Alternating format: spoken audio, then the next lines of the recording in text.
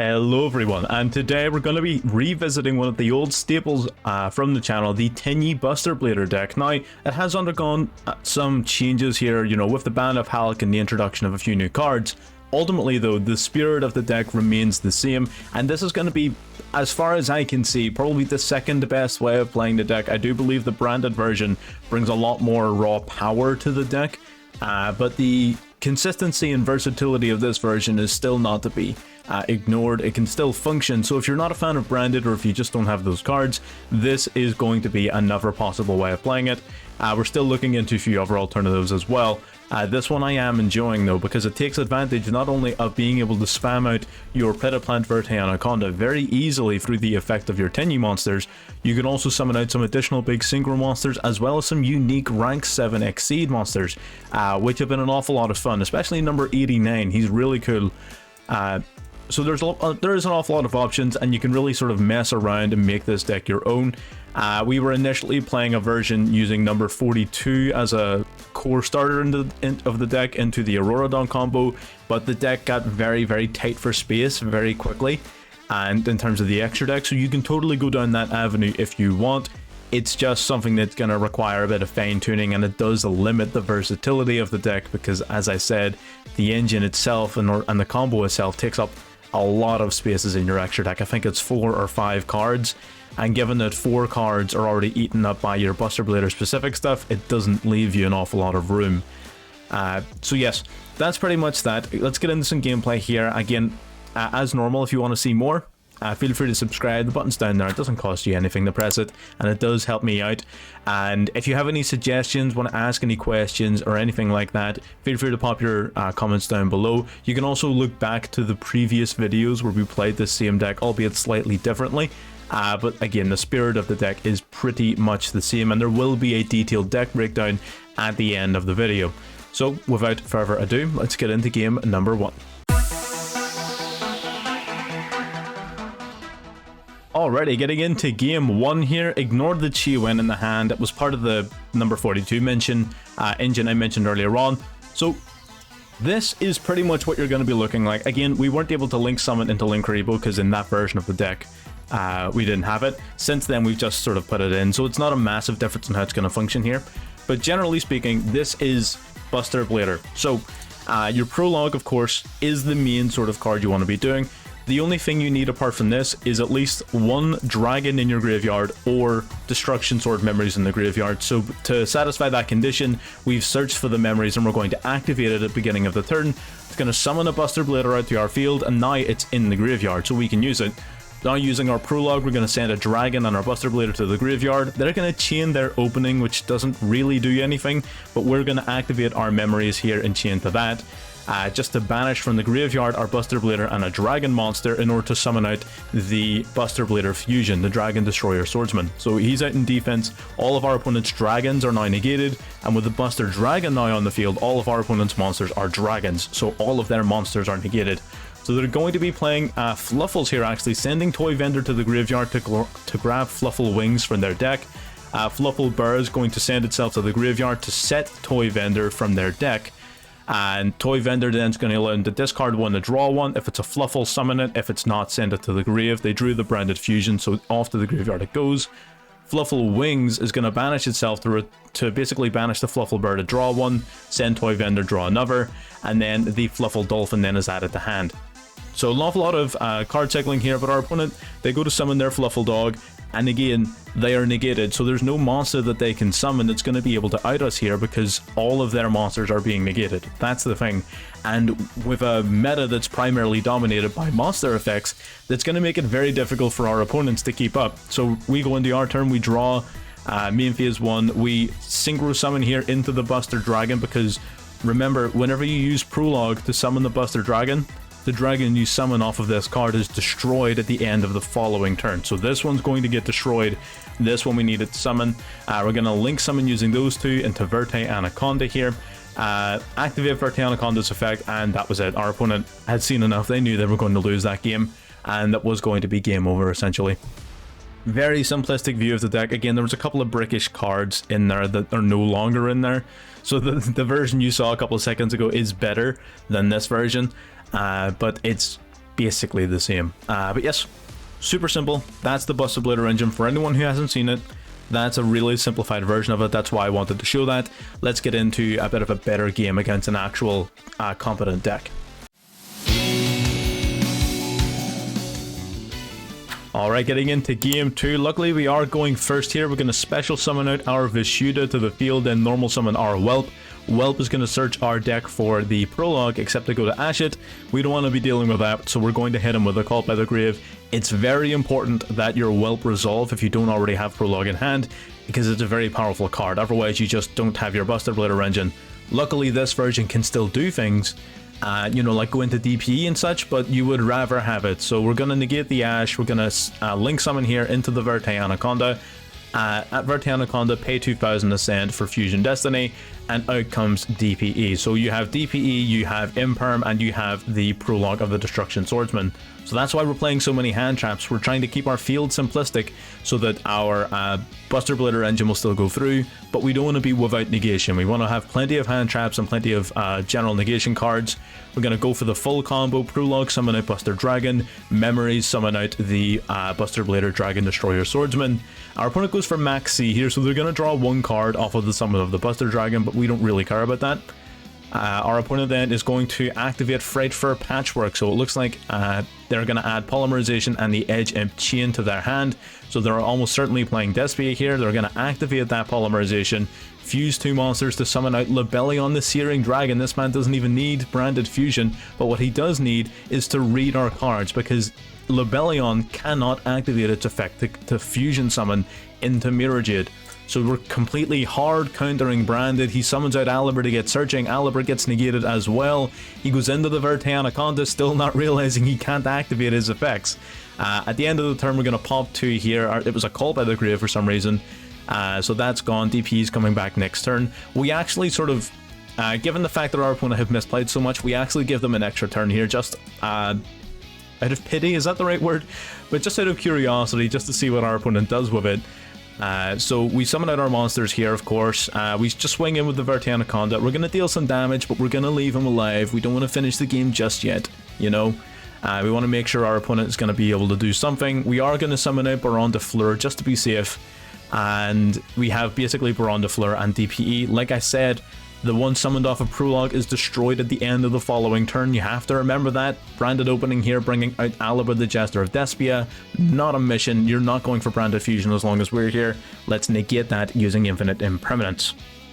So that's the Imperm negated. They've got 1 card left in hand. They're just going to set it face down and then use Despian Tragedy to reset branded opening from their graveyard, which of course is of no use to them because they don't have any cards in hand.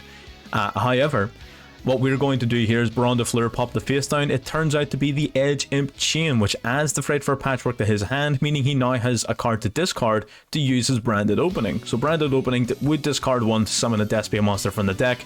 We're going to negate that with Baron de Fleur. We're not allowing that to go through at all. Then attack, piercing damage, 4,800 attack points. That's game. Very straightforward. Again, completely hard countering branded. They don't have a lot of ways of stopping this once you get going. If you go first and you're able to set this up, unless they hard draw into like an Imperm or something, or some sort of big breaker card, they're gonna have a rough time against you, because they can't be summoning out their cards, they can't be using their dragons, their search power. None of it does anything to you once you've got this lock set up. So in a monster dominated metagame, having this, because again it's a two-legged horse, it's a two-legged race at the minute, between Sword Souls and Despia branded, for which is the best deck in the metagame. In September, I believe there was 184 entries for branded Despia and 108 entries for Sword Soul Tenyi, with like 52 entries for the third most popular deck, which I think was Flow and the Rays. So these 2 decks are miles ahead out in front, but branded Despia is sort of taking the cake for September, although Sword Soul is doing better in October so far. So being able to counter the 2 best decks in the metagame, because it does the exact same thing as Sword Souls. You know, they summon their Moyi, it gets negated, and they can't be using any of their Synchro Monsters effects either.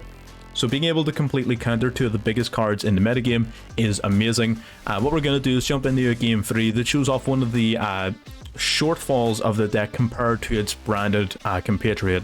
There's a couple of aspects in particular that this deck lacks that the branded version does have, so we're going to get into a duel that highlights those differences.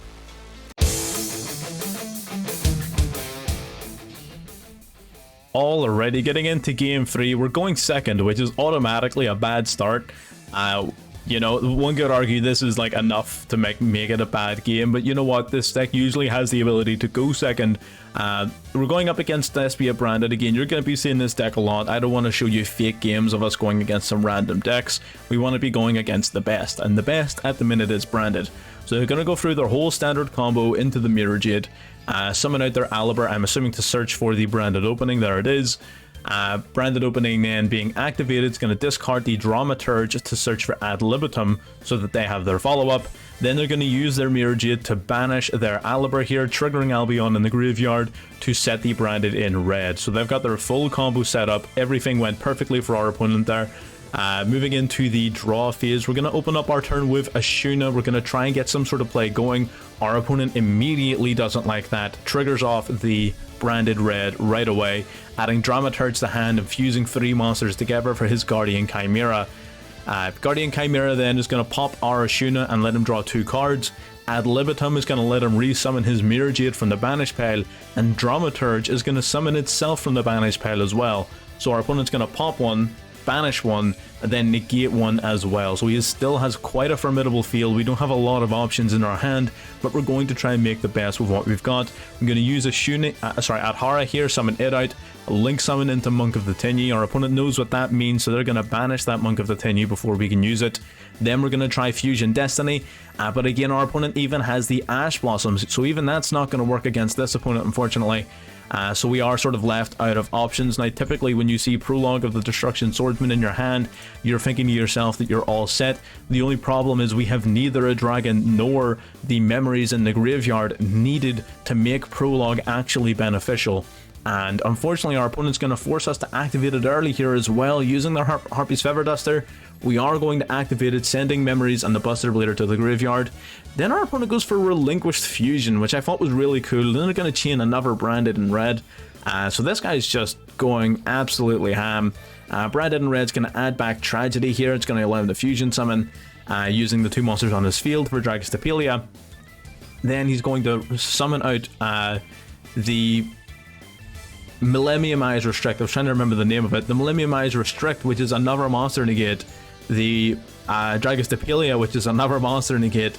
Then his Millennium Eyes Illusionist, which he sent to the graveyard, as well as the Dramaturge of Despia, are both going to activate their effects. Dramaturge summoning itself back to the field, and the Illusionist adding itself to the hand to be used on the following turn.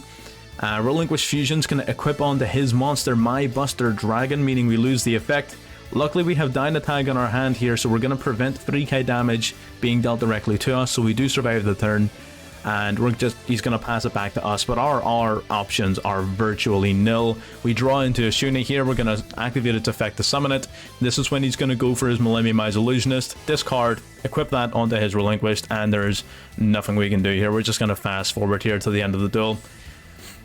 But yes, 100%, again, that was branded Despia with a really cool twist with that little Relinquished thing added in. I really like that. I'm a big fan, I might give that a go myself.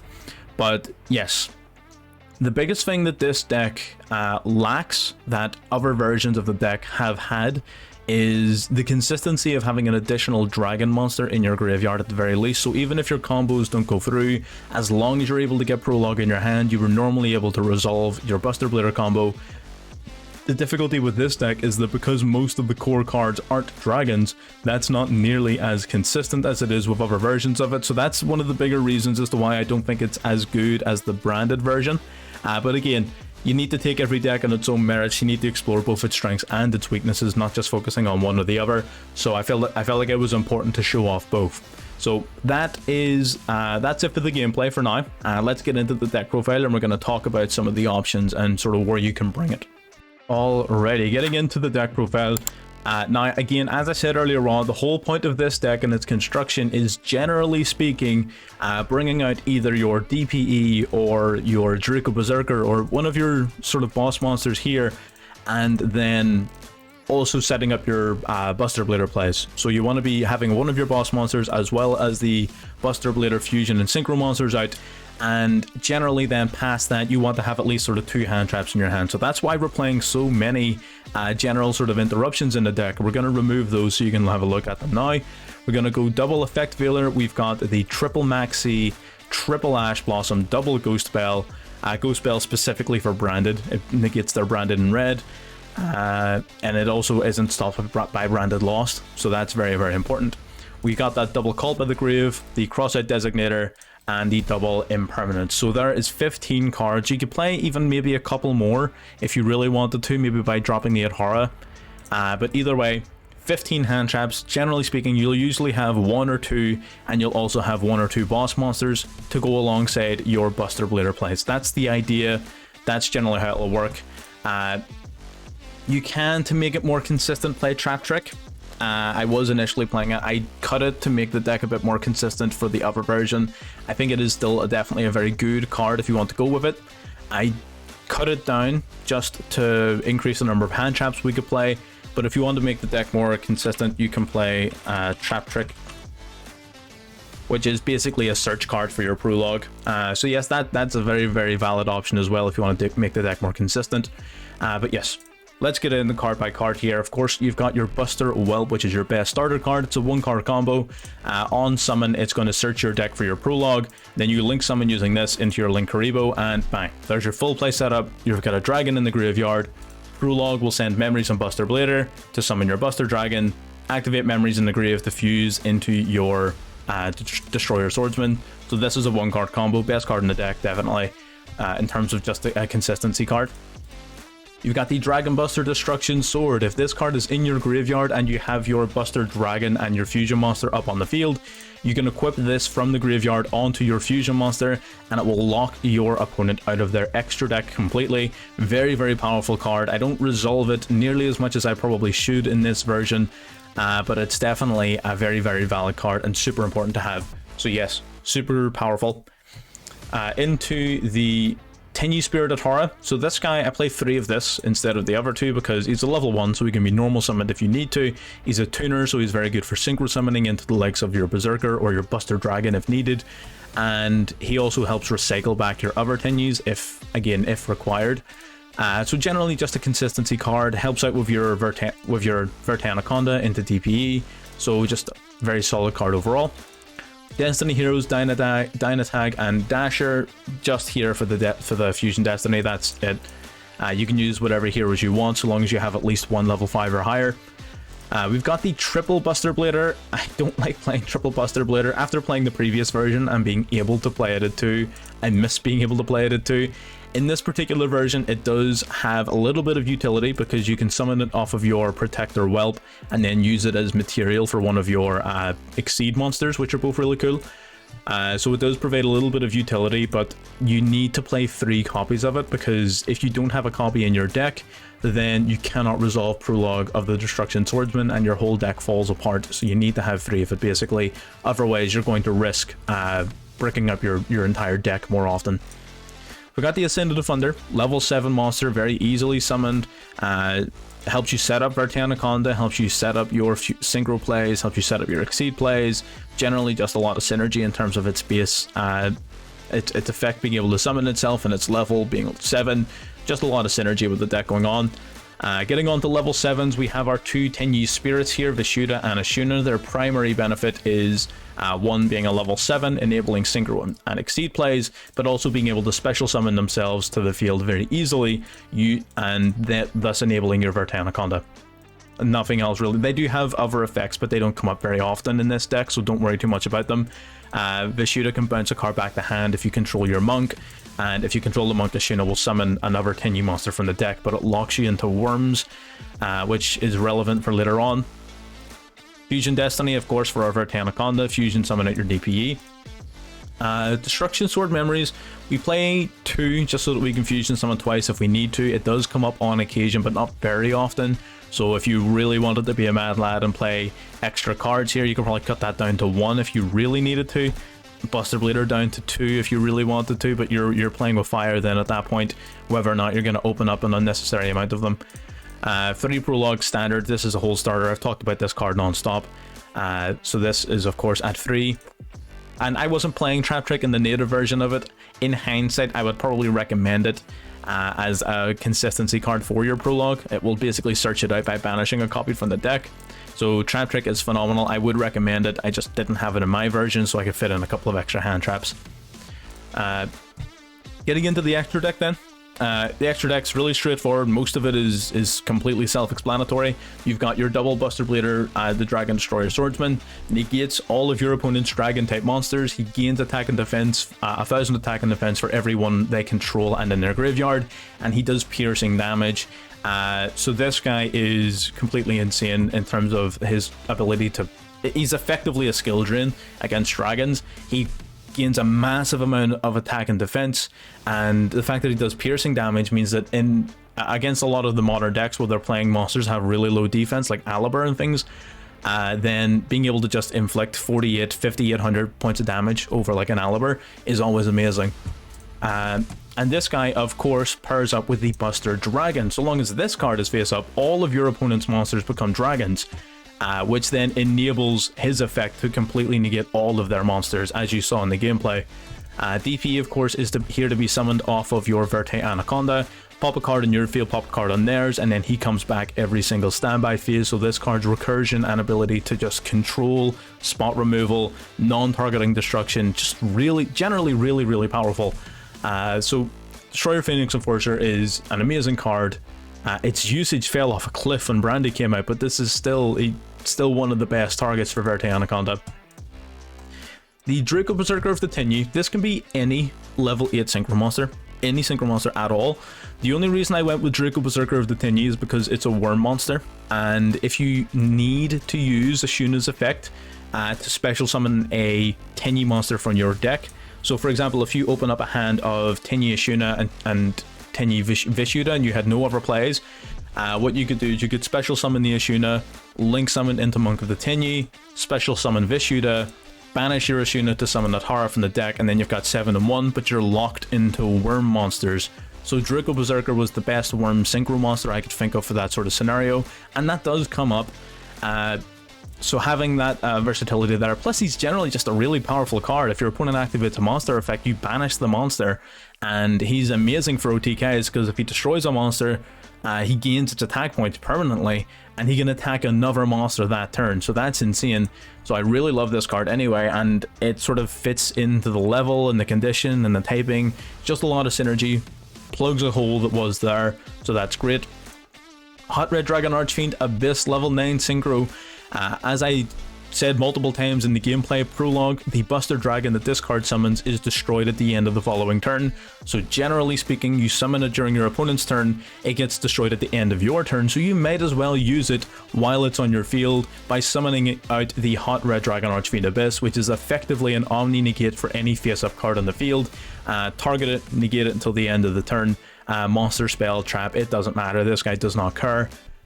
So generally he's there to make sure you're taking full advantage of the Buster Dragon. This guy plus any of your level 1 tuners, go nuts. And Baron de Fleur, not only is it easily summoned off of your hand traps plus a level 7, that's generally how you will summon it, to be perfectly honest.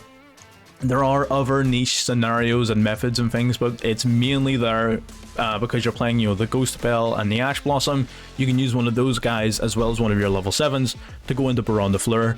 You could remove this. This could be any card you want, really. I just really enjoy having that versatility there, but it is up to you. Then we've got our Exceed monsters, which are relatively new to the deck. Big Eye is a card you want to summon going second. Detach a material to steal one of your opponent's monsters. Pretty straightforward and pretty powerful. Then we have number 89. I really like this card. You never see this guy about.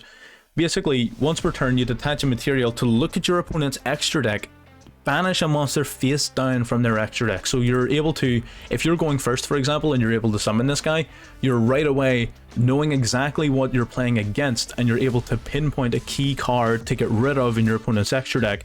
And as well as that, if a card is banished face down while this guy's on your field, you can banish another card from the top of their extra deck, which is just random, up to the number of face down banished cards. So this guy can banish by his own effect. He can banish 2 a turn. So basically what you would typically do is you would use his effect first, you know, the banish card for an extra deck. If you're going second and he like destroys a monster by battle, you can banish the second one, and then using his effect again after that, you can banish an additional 2 cards from their extra deck. If they go Pot of Desires and you have this guy, you can banish 10 cards from their extra deck. It's pretty nuts, to be honest. So I really like it. It's very niche and situational. I'll not lie to you. It doesn't come up every single game.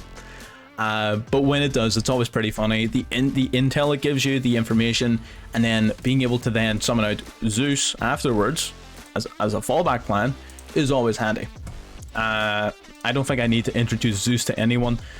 Whenever an Exceed monster battles, during that turn you can summon out the Divine Arsenal Zeus, remove 2 materials to send everything on the field to the graveyard.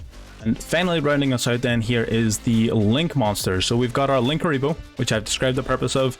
It's for your 1 card combo with the Buster Whelp, basically to make sure you can put your Whelp in the graveyard for your fusion summon.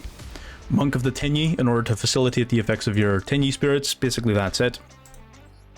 Protector Whelp, which doesn't come up very often, but basically when this guy's summoned, you can send a Destruction Sword card from your deck to the graveyard. It's an excellent way of plugging a hole in your combo if you have one. So this guy, it can come up, although normally speaking I would rather go into Verte Anaconda, just again because the power of DP is so great, but he is handy to have. He also has another effect where you can summon a Buster Blader from your hand on the turn that you use that effect.